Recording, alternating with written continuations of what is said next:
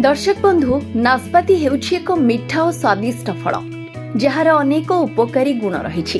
विशेषकर गरम समय नाशपाती खाइबा द्वारा शरीर ठंडा होता है। जदि आपण हेल्दी डाइट पई कोनोसी फल सामिल करबा को चाहुछंती तेबे नाशपाती सामिल करि परिबे, कारण नाशपाती रे रहिछि फाइबर, प्रोटीन, विटामिन, मिनरल्स और एंटीऑक्सीडेंट। आसंतु जानिबा नाशपाती खाइबा द्वारा केउ उपकारिता मिलिथाय। पाचन क्रिया। नाशपाती रे फाइबर भरपूर मात्रा रे रहिछि, जेउंथिपाई पेट सफा रहिथाय। नियमित खाइबा द्वारा शक्ति मिलिथाय। ओजन ह्रास।